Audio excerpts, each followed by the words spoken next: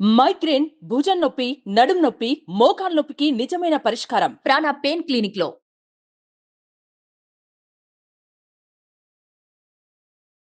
స్వాతి ప్రియ incident కలకలం రేపుతుందనే చెప్పొచ్చు. అమ్మాయి రాసిన సూసైడ్ లెటర్ ఇవాళ ఆడపిల్లల తల్లిదండ్రులని వన్నులో వణుకు పుట్టించేలా ఉందనే చెప్పొచ్చు. నాన్న, నా వాట్సాప్ని మీరు ఓపెన్ చేయొద్దని మాట్లాడటం జరిగింది.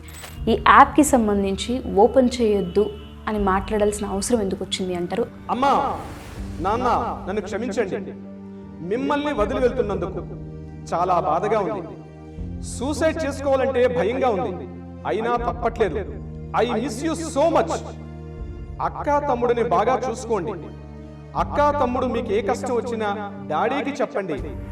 నాన్న, మీరు స్మోకింగ్ మానేయండి. నా ఫ్రెండ్స్ అందరూ నా అంత్యక్రియలకు రావాలి. మన బంధువులందరూ విభేదాలను పక్కకు పెట్టి నా అంత్యక్రియలకు రావాలి. చివరిసారిగా నా ఫ్రెండ్స్ అందరూ నన్ను హగ్ చేసుకోవాలి. నా చావుకి ఎవరు కారణం కాదు, నా చావుకు నేనే కారణం. నా వాట్సాప్ కాల్ డీటెయిల్స్ దయచేసి చూడకండి. నన్ను చంపేటంత మీకు కోపం వచ్చినా సరే మీ ముందు నేను ఇక లేను. నా అవయవాలు ఎవరికైనా దానం చేయండి. ఇట్లు మీ స్వాతి ప్రియ. ఆడపిల్లల తండ్రిగా ఎవరైతే ఉన్నారో ప్రతి ఒక్కరు గుర్తు పెట్టుకోండి. మీ అమ్మాయి ఫోన్ వాట్సాప్ ఓపెన్ చేసి చూడండి. ఈ స్వాతి ప్రియతో ఈ రోజు ఇక్కడ ఫుల్ స్టాప్ కావాలి. నమస్తే ఠాగూర్ గారు. నమస్తే అండి ఉష గారు. బాసర ఏరియాలో స్వాతి ప్రియ ఇన్సిడెంట్ కలకలం రేపుతుందనే చెప్పొచ్చు. అమ్మాయి రాసిన సూసైడ్ లెటర్ ఇవాళ చాలామంది ఆడపిల్లల తల్లిదండ్రులని వన్నులో వణుకు పుట్టించేలా ఉందనే చెప్పొచ్చు. స్పెషల్లీ తను ఒక వర్డ్ యూస్ చేసింది, సార్, నాన్న, నా వాట్సాప్ని మీరు ఓపెన్ చేయొద్దని మాట్లాడటం జరిగింది. అందులో చాలా అర్థం ఉందేమో అని మనకు అనిపిస్తుంది. రీసెంట్గా మనం యాప్స్కి సంబంధించి చాలా వీడియోస్ చేస్తున్నాము. అసలు ఈ డెత్ని ఏ విధంగా చూడాలి? అమ్మాయి చనిపోయే ముందు ఈ యాప్కి సంబంధించి ఓపెన్ చేయొద్దు అని మాట్లాడాల్సిన అవసరం ఎందుకు వచ్చింది అంటారు? అనాలిసిస్ ఏంటి సార్ అసలు? అత్యంత దయనీయమైన దుర్ఘటనగా చెప్పుకోవచ్చు. ఈరోజు మనకి బాసర 888 జరిగినటువంటి సంఘటన. ఈరోజు మార్నింగ్ టిఫిన్ చేస్తానని రమ్మనమని చెప్పి తనతో ఉన్నటువంటి ఇద్దరు రూమ్మేట్స్, మొత్తం ముగ్గురు కలిసి ఒక రూమ్లో ఉన్నారు. అందులో ఈ అమ్మాయి నేను టిఫిన్కి రాను, మీరు వెళ్ళిరండి అని చెప్పింది. మిగిలిన ఇద్దరు ఫ్రెండ్స్ కూడా టిఫిన్ చేయడానికి వెళ్ళారు. టిఫిన్ చేసి వాళ్ళు వచ్చేసరికి రూములో అక్కడ ఫ్యాన్కి ఉరేసుకొని ఆ పక్కనే ఒక లెటర్ రాసి ఫ్యాన్కి ఉరేసుకున్నటువంటి ఒక మృతదేహం లభించింది. ఆమె స్వాతిప్రియగా పోలీసులు ఇప్పటివరకు నిర్ధారణ చేశారు. ద్వితీయ సంవత్సరం PUC. ఆమె పేరు స్వాతిప్రియగా 17 సంవత్సరాల అభోసభం తెలియని అమ్మాయిగా మనకు కనిపిస్తుంది. ఆ అమ్మాయి రాసినటువంటి ఆ లెటర్ మనం చూస్తుంటే ఇది యాక్చువల్గా ఆమె రాసినటువంటి సూసైడ్ లెటర్ రాసేసి ఆమె హ్యాంగ్ చేసుకొని చనిపోయినట్టుగా కనిపిస్తుంది. కానీ మనం రెండు కోణాలుగా చూడొచ్చు. ఇదే బాసర 888లో ఇది ఈ సంవత్సరం జరిగినటువంటి 3వ ఒక ఆత్మహత్యగా చెప్పుకోవచ్చు. గడిచిన ఏడాది ఇదే సమయానికి 6 రకాల ఆత్మహత్యలు జరిగాయి, అబ్బాయిలు అమ్మాయిలు కలిసి. ఈ ఏడాది ఇప్పటికి 3వ జరిగింది. అంటే ఈ బాసర IT ఫామ్ అయిన తర్వాత ఇప్పటికీ చాలామంది ఆత్మహత్యలు చేసుకున్నారు. నేను అటువంటి ఆ కోణంలోకి వెళ్ళదలుచుకోలేదు. ఏదైతే తను రాసినటువంటి సూసైడ్ లెటర్, ఏదైతే మన చేతికి అందినటువంటి సూసైడ్ లెటర్ పోలీసులు రిలీజ్ చేసినటువంటి ఆ సూసైడ్ లెటర్ ఈరోజు మన చేతిలో ఉంది. కాబట్టి దీన్ని కాస్త విశ్లేషణ చేసే అవకాశం ఉంటుంది. ప్రతి ఒక్క తల్లిదండ్రులు కూడా, ఆడపిల్లలు కలిగిన ప్రతి ఒక్క తల్లిదండ్రులు కూడా ఈరోజు నేను చెప్పే విషయాలు ఒళ్ళు దగ్గర పెట్టుకొని వినండి. ప్రతి ఒక్కరు కూడా పూర్తిగా ఆలకించండి. మీ ఇంట్లో ఆడపిల్ల ఉన్నట్లయితే, ముఖ్యంగా టీనేజ్ వయసులో ఉన్న అమ్మాయి అయితే, ఆ అమ్మాయి మీ యొక్క అమ్మాయి హైదరాబాద్ లాంటి సిటీల్లో, నగరాల్లో ఉద్యోగాలని చెప్పి హాస్టల్లో ఉన్నటువంటి అమ్మాయి మీ ఇంట్లో ఉన్నట్లయితే, పెళ్లి కానటువంటి అమ్మాయి మీ ఇంట్లో ఉన్నట్లయితే, ముఖ్యంగా వాళ్ళందరూ కూడా ఉద్దేశించి నేను చెప్పబోయే మాటలు ఒక లీగల్ సైకో ఎనలిస్ట్గా నేను చెప్తున్నానండి. ఇది చేసినట్టు ఏదైతే తను రాసినటువంటి ఈ యొక్క మనకి ఈ సూసైడ్ లెటర్గా మనం చెప్తున్నామో, ఇది సూసైడ్ లెటర్ కాదండి. ప్రతి ఒక్క ఆడపిల్లల తండ్రికి కూడా కనువిప్పు కలిగించేటటువంటి ఒక లెటర్గా చెప్పుకోవచ్చు. ఇది యాక్చువల్గా ఉత్తరం కాదు, మన హృదయాన్ని ఇక్కడ ప్రతిబింబజేస్తుంది. ప్రతి తల్లిదండ్రులు కూడా ఒక ఆలోచింప చేసేటట్టుగా ఉంది ఈ యొక్క లెటర్. నేను దీన్ని కాస్త అనాలిసిస్ చేసే ప్రయత్నం చేస్తానండి. అత్యంత దారుణం. ఇటువంటి లెటర్ని యాజ్ ఏ లాయర్గా నేను ఈరోజు మీ ముందు ఇట్లా చేతులు కట్టుకొని మీ ముందు ఎక్స్ప్లెయిన్ చేయడం ఉంది నేను చాలా బాధాకరంగా చెప్తున్నాను. నేను కూడా ఒక ఆడపిల్ల తండ్రిగా చెప్తున్నానండి ఉష గారు. ఈరోజు ప్రతి ఒక్క తల్లిదండ్రులకి బాధ్యత ఉంది. ఇందాక మీరు ఆఫ్ రికార్డులో మీరు చెప్పారు, ప్రతి ఒక్క తండ్రి కూడా తన అమ్మాయి యొక్క భుజం మీద చెయ్యి వేసి నేను ఉన్నాను, హగ్ అంటారు చూసారండి. ఆ హగ్ అనే పదాన్ని ఈ లెటర్లో కూడా వాడడం జరిగింది. ఈ హగ్ని ఏమని కోరుకుంటుంది? తన తండ్రి యొక్క ఆప్యాయత, తన తండ్రి యొక్క ప్రేమ, తన తండ్రి యొక్క స్పర్శను కోరుకుంటుంది ఆ అమ్మాయి. ఈరోజు ఎంతోమంది అమ్మాయిలు అది తెలియక వేరే అపరిచితుల వ్యక్తుల యొక్క హగ్గును కోరుకుంటున్నారు. నేను ఉన్నానన్న భరోసా ఎప్పుడైతే ఇంట్లో మనకి దొరకదో మూడో వ్యక్తి యొక్క హగ్గును కోరుకుంటుంది, మూడో వ్యక్తి యొక్క స్పర్శను కోరుకుంటుంది. అది స్పర్శ కాదు, అది కబంధ హస్తం అని తెలుసుకోలేకుండా ఈరోజు అమ్మాయిలు తమ జీవితాలను పూర్తిగా బుగ్గిపాలు చేసుకుంటున్నారు, తమ జీవితాలను నాశనం చేసుకుంటారు. అటువంటి మీరు ఆపన్న హస్తం, నేను ఉన్నానన్న ఒక భరోసా ఒక ప్రతి తల్లి ప్రతి తండ్రి చేయాల్సినటువంటి ప్రతి అవసరం కూడా ఉంది. ఇటువంటివి ఇక్కడతో ఫుల్ స్టాప్ జరగాలి. ఇటువంటిది ఏ ఇంట్లో కూడా ఊహించుకోవడానికి కూడా కష్టం అండి. జరగడం మాట పక్కన పెట్టండి, ఇటువంటిది ఊహించుకోవడానికి కూడా అత్యంత కష్టమైనటువంటి ఒక లెటర్ ఈరోజు ఆమె రాసుకున్నటువంటి సూసైడ్ లెటర్. ఆ సూసైడ్ లెటర్ని నేను కొంత విశ్లేషించే ప్రయత్నం చేస్తాను. అమ్మా, నాన్న, నన్ను క్షమించండి. మిమ్మల్ని వదిలి వెళ్తున్నందుకు చాలా బాధగా ఉంది. సూసైడ్ చేసుకోవాలంటే భయంగా ఉంది, అయినా తప్పట్లేదు. I miss you so much. అక్కా తమ్ముడిని బాగా చూసుకోండి. అక్కా తమ్ముడు మీకు ఏ కష్టం వచ్చినా డాడీకి చెప్పండి. నాన్న, మీరు స్మోకింగ్ మానేయండి. నా ఫ్రెండ్స్ అందరూ నా అంత్యక్రియలకు రావాలి. మన బంధువులందరూ విభేదాలను పక్కకు పెట్టి నా అంత్యక్రియలకు రావాలి. చివరిసారిగా నా ఫ్రెండ్స్ అందరూ నన్ను హగ్ చేసుకోవాలి. నా చావుకు ఎవరూ కారణం కాదు, నా చావుకు నేనే కారణం. నా వాట్సాప్ కాల్ డీటెయిల్స్ దయచేసి చూడకండి. నన్ను చంపేటంత మీకు కోపం వచ్చినా సరే మీ ముందు నేను ఇక లేను. నా అవయవాలు ఎవరికైనా దానం చేయండి. ఇట్లు మీ స్వాతి ప్రియ. ఈ లెటర్ని మనం ఉష గారు 3 పార్ట్స్గా మనం చూడాలి.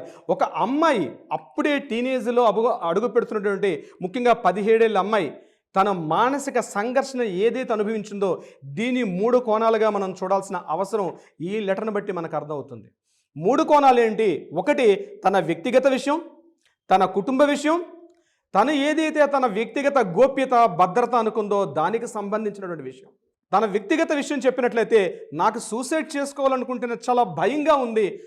భయం అనే పదం వాడుతుంది. అంటే అంటే ఆత్మహత్య చేసుకోవాలనుకోవడం అంత ఈజీ కాదండి. ఒక భయంగా ఉంది నాకు, అయినా తప్పట్లేదు. ఎందుకు తప్పట్లేదు తల్లికి? ఇంట్లో వాతావరణం, అక్కా తమ్ముని సరిగ్గా చూసుకోవట్లేదు. ఇంటి వాతావరణం సరైన వాతావరణం ఇంట్లో లేదు. ముఖ్యంగా మీకు ఏ కష్టం వచ్చినా డాడీకి చెప్పుకోండి. డాడీ ఉన్నారు, డాడీ చూస్తున్నారు, డాడీ అన్ని రకాల వీళ్ళని పట్టించుకుంటారు. కానీ డాడీ పరిపూర్ణంగా నేను ఉన్నానంటే ఒక భద్రత అమ్మాయికి ఇవ్వలేకపోయారు. ఈ లెటర్ ద్వారా మనకు అర్థమవుతుంది. అందుకే నా యొక్క ఈ చావు ద్వారానైనా అక్కా తమ్ముడు మీరు గుర్తుపెట్టుకోండి, మీకు డాడీ ఉన్నారని నమ్మకం గుర్తుపెట్టుకోండి అని చెప్తూ నా ఫ్రెండ్స్ అందరూ డాడీకి చెప్తున్నారు. అమ్మాయి ఇంటిస్తుంది, డాడీ మీరు స్మోకింగ్ మానేయండి. ఇంట్లో అలవాట్లుంటే కూడా ఒక అమ్మాయి గుర్తు, తల్లి తర్వాత తల్లి మీకు పుట్టిన బిడ్డ మాత్రమే. మన అమ్మ మన వయసు వచ్చేటప్పుడు మన చేయి వదిలేస్తుందేమో కానీ మరలా కూతురు రూపంలో ఆ ఇంట్లో పుట్టి మనకు అనుక్షణం మనల్ని వెంబడిస్తూ మనల్ని ప్రతిక్షణం కంటబెట్టుకున్నది నా కూతురు మాత్రమే అని ప్రతి తండ్రి కూడా అనుకోవాల్సిన అవసరం ఉంది. బంధువులందరూ కూడా సమిష్టిగా లేరు, ఏదో రకాల సమస్యలు. నా హగ్ చేసుకోండి. ఉష గారు ఈ యొక్క సెంటెన్స్ ఎంత హృదయాన్ని కట్టిపడేసింది అంటే, హగ్ చేసుకోవడం ఏంటండి అంటే అటువంటి ప్రేమపూర్వక స్పర్శ కోల్పోతున్నారు ఈరోజు పిల్లలు. నేను ఉన్నానంటే ఒక ఆప్యాయత కోల్పోతున్నారు. చివరిసారిగా చెప్తున్న ఫ్రెండ్స్ అందరూ కూడా నా యొక్క కార్యక్రమానికి రండి, నా అంత్యక్రియల కార్యక్రమానికి రండి అని చెప్తూ ఆమె ఒక విషయం చెప్పిందండి.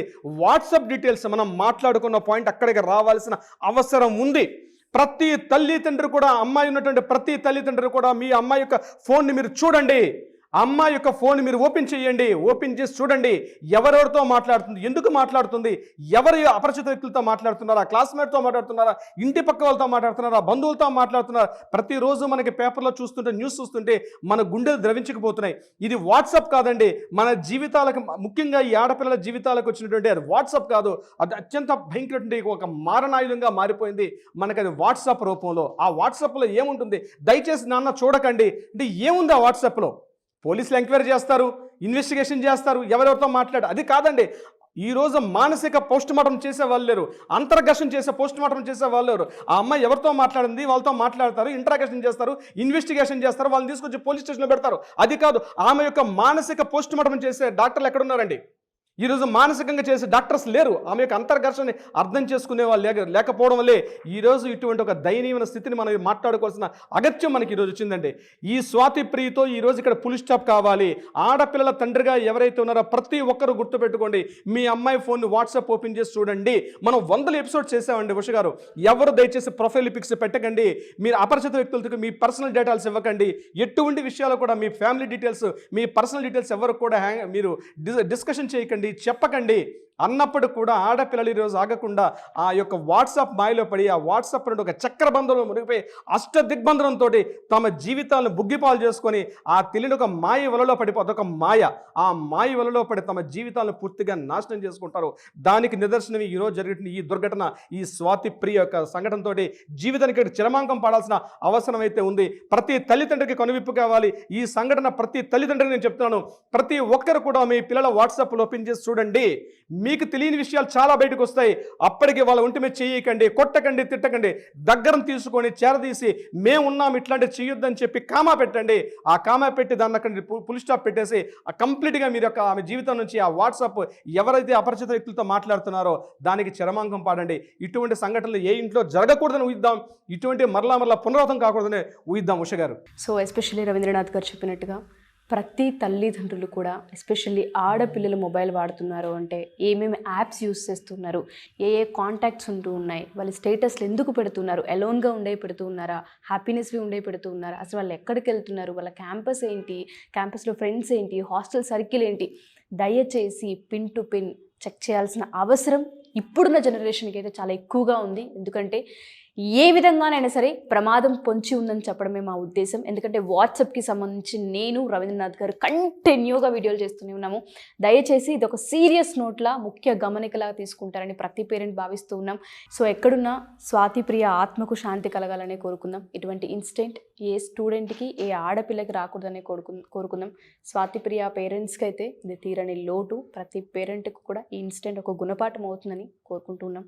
Thank you sir. ఎందుకంటే ఒక సూసైడ్ నోట్ని చూసి అందులో ప్రతి పాయింట్ని అనాలిసిస్ చేసి ఎస్పెషల్లీ ఏ కారణాల వల్ల చనిపోయి ఉండొచ్చు, వేరే పేరెంట్స్ ఎక్కడ జాగ్రత్త పడాలి అన్న పాయింట్ని ఒక హాఫ్ అన్ అవర్ మీరు ఆలోచించి దాని గురించి అనాలిసిస్ చేశారంటే చిన్న విషయం కాదు. ప్రతి పాయింట్ని క్షుణ్ణంగా చూసి, ఎందుకంటే కోర్టులో ఎన్నో కేసులు మీరు చూస్తుంటుంటారు. పదే పదే వాట్సాప్ గురించి మాట్లాడుతూ ఉంటే కొన్నిసార్లు అనుకునే వాళ్ళం మేము కూడా ఇంత ఉందా అని.